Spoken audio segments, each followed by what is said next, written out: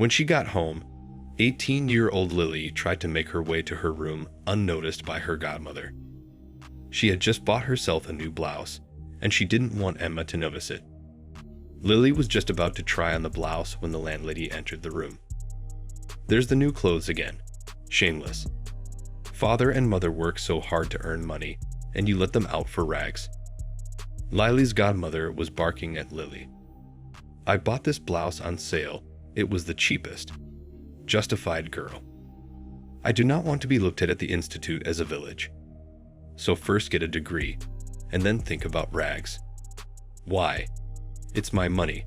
Wherever I want, that's where I spend it. It's not your money, it's my parents' money. I'll tell your mother what you spend it on." Emma wouldn't let up. "That's my business. If I lived in a dormitory, you wouldn't know what I bought. And no one would barge into my room without knocking." Lily was being rude in her conversation. "How do you talk? I'm your godmother." "My son doesn't do that." The aunt passed on the nurturing. "The dorms are for people who have nowhere else to go, and you should be grateful that you enjoy all the conditions. But those in the hostel are responsible for themselves. No one tells them what to do." Emma, finally realizing that her efforts to educate her goddaughter were useless, left the room. Lily longed to escape her parents' custody. She thought she would go to college, live in a dormitory. Emma was intimidated by her mother and father's horror stories about college life, and they made an unequivocal decision. Lily should live with her godmother. But the girl was not satisfied with such custody. On the other hand, she had no choice. At least, that is what the godmother thought. Making an independent decision to move to the dormitory, Lily would break the will of her parents, and they might punish her by depriving her of her livelihood. But Lily is determined to prove to everyone what she is capable of and is going to move to the dormitory. "I won't let you go." Emma came into the room. As the girl was packing her things, the naive country girl can't be left without custody in the big city. All students live in the dormitory, and all are alive and well, and even go to lectures. Lily answered calmly, "I know these independent students. They sleep it off in my lectures and nightclubs." Godmother continued to argue her point. She worked as a teacher at the same institute where Lily studied. "Do you want to be expelled for failure? Why so glum? Or do you want to be like one of my students and drop out and sit on your parents' backs with a child out of wedlock? Aunt Emma, I'm sick of your tutelage. Take care of your Charlie, find his faults, and root them out." With those words, Lily clasped her traveling bag and headed for the exit. But Emma clung to the suitcase with a dead grip, to which her goddaughter replied that she would live with it. Charlie, Emma's son, caught up with her outside. He was in his room when the argument between his mother and Lily broke out. "Lily, wait." He turned the girl toward him, took her hand, and put the money in her palm. "What is it? Is it from Aunt Emma?" "No, it's from me. Here for the first time mother cools down. I'll bring the things tomorrow. Just tell me where." "Okay, good luck." Lily stood silently watching Charlie walk away from her. He was 22 years old, in graduate school, even though they were both adults. Lily had never looked at Charlie as a man. Now his act made the girl look at the guy from a different angle. Lily wasn't used to saving money, and soon Charlie's money ran out. And the bank card, to which her parents had transferred money to her, was empty. So she dialed her father's number. "Dad, send me some money, just a little. I have nothing left at all. You won't get any money until you get back to Aunt Emma. Your mother and I don't work for you to have fun. But I'm not having fun. I miss you and Mom." The conversation with her father ended to no avail. Lily was standing outside, leaning against a tree, and didn't know what to do next. "Young lady, are you not feeling well? Is there anything I can do to help?" A young man in his 20s came up to her. "You're supposed to be from the economy." "Yeah, our Emma's niece." "What do you want?" Lily answered the question. "And why a niece?" "Goddaughter." "How do you know?" She looked intently at the young man. Are you from law school, third year? She remembered. Yes. So you need help? I have nothing but problems and nothing to do. The guy smiled. Okay, why don't we go get coffee and figure out how to help you? My treat. Lily said yes. My name is Oliver. I'm Lisa. Silly girl. Who turns down a rich godmother and goes to live in a dorm. Only an idiot. Sitting at a table in a cafe, Oliver reasoned. I can't stand her anymore. Eating a business lunch, a hungry Lily replied. I see. A notorious normal. She got my dad's best student expelled right before the academic conference. And my dad's the dean of law school. Wow. Lily was surprised. She was. Yeah, everyone in the department hates her. Oliver's face got all twisted up. Listen, babe, I got an idea. You have to do what your parents say and go back to your witch. No way. I'd rather drop out and go back to my parents. Let's make sure your aunt rejects you herself. You see, I have a score to settle with her. And then, if Oliver takes over, everything will be fine. Everything will be fine. And the young adventurers shook hands. The next day, Lily returned to her godmother. Lily, good for coming back, hugged her godmother. Well done, because I didn't know what to tell your father. The girl is alone, unsupervised. You can't do that. Where's Charlie? Oh, he's at work. I'm making dinner for him when he comes home. You make yourself comfortable in my kitchen. But the doorbell rang. It was Oliver in the script. Hi, baby. I brought your suitcase like we talked about, he said and kissed Lily. Emma watched the scene in silence and surprise. Then she burst out. Nikita. The teacher recognized her student. Oh, hello, Emma. Didn't you know that Lily is my girlfriend? Come on, Lily, show me your room. Oliver continued in a hostile manner and strode imposingly down the corridor of the apartment. Soon Lily realized that her behavior had only made her godmother angry. That day, Emma had begun to clean up early that morning. The sound of a vacuum cleaner woke her up. It was Sunday. Lily glanced at her watch at 8:00 a.m. I have a headache. Well, of course, if you go over deep into the midnight and drunk. The aunt answered. Why do you think so? What do you mean? You fell asleep where you sat down. I put a blanket over you. You don't even remember. So a day off is no reason to relax and forget about studying. You have a midterm to study for. Wake up. Godmother to tutor again. Lily, if you don't get up now, I'm going to have to call your parents and report their daughter's undignified behavior. Lily had to get up. In the army, you have 3 minutes to make the beds. Emma continued to mock. We're not in the army. You might want to hang out again tonight. So, you want to have some free time? You do it now. Go for it. Lily was furious that her godmother had forced her to study on her day off. She decided to get revenge and invited Oliver over. When Emma walked into Lily's room, she saw the boys lying on the bed wearing headphones and listening to music. Oliver. Get up immediately and don't you dare lie dressed on the bed. Made a remark to the woman. Hello, Emma. You should knock before you come in. Oliver answered defiantly but calmly. I would have stood up to greet you beforehand. How dare you speak to me like that? You're a bum. You're disturbing her studies. Pointed Godmother at Lily. Why am I patronizing her? And I'm teaching her math with her. Will you wait? I'm going to complain to your father. What are you complaining about? A good boy learning math with a good girl. Yes? Goodbye, Emma. We have to go. Lily, don't you dare leave. You have to study. Lily once again disobeyed her godmother and went with Oliver to the club. She came back very late. Oh, Lily, her disgruntled godmother greeted her. Your father called. I had to tell him the truth. What truth? That his daughter was out of control. She's failing 2 tests. And instead of studying, she's out nightclubbing with friends. Yeah, I got in late. But why lie to Daddy? Because the rest of it isn't true. You have to understand, Oliver doesn't have anyone to hang out with.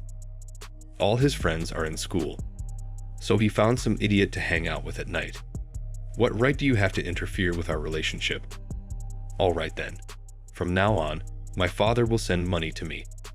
I'll give it to you myself for food and travel. No nightclubs. Oliver's right, you're not a woman, you're the vice squad. You and your friend expect me to respond to your rudeness in kind. You won't. You'd do better to look up to my Charlie. The guy's working and writing his dissertation. All you're capable of is picking up dirt. That's not true.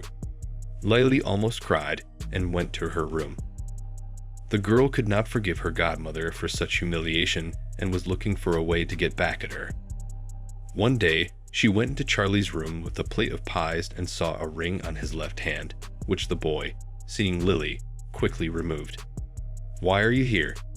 I baked some pies and I want you to have some. As long as you don't get any more sassy with my mother. You and I have nothing to talk about. If I talk to her normally, she won't let me live. I love my mother. And you're always making fun of her and hating her. Lily sat down next to Artem. Come on, we could be friends. You already helped me once. I did. And you've regretted it 100 times. Pity spoils the weak in spirit. You're weak in spirit. You live with your mother, a tyrant. You can't even say a word against her. She's not a tyrant. She's just overprotective. It's called overprotection. Unable to reach an understanding, Lily shoved a plate in Charlie's hands and walked out. One day, he came home very late. The guy looked very strange.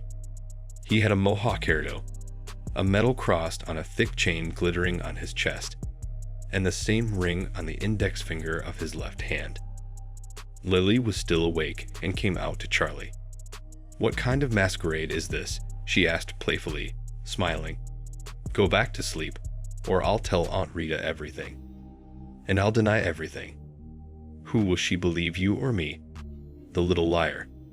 Lily was curious about what Charlie was doing and what he was hiding. The next day, she sneaked into his room and found all kinds of punk stuff, spiky bracelets, collars, and other trappings of heavy rock. But suddenly, Charlie's mother came into the room. What are you doing in my son's room? Asked the godmother. But when she saw the strange objects in Lily's hands, what is this disgusting stuff? And these are Oliver's things. Lily did not give Charlie away. It seemed to me that Charlie was interested in rock culture. Charlie will never be in your company. Put that crap away right now. When Charlie came home, he went into Lily's room and demanded that we give him his things. His mother's goddaughter. At this time, she was reading a notebook she found in the same things. She quoted his poetry and called Charlie Byron. Furious, Charlie pinned Lily against the wall, but he cooled off abruptly. He felt a strong urge to kiss the girl, but the boy held back. Lily realized from the verses that Charlie was intensely jealous of her and Oliver. Charlie asked Lily not to say anything to anyone about his hobbies. Okay, only if you take me to the rock concert and rehearsal. Made a condition of the girl. But why would you do that? They don't just take anyone there. You just think of me as your girlfriend. Lily kissed Charlie on the cheek.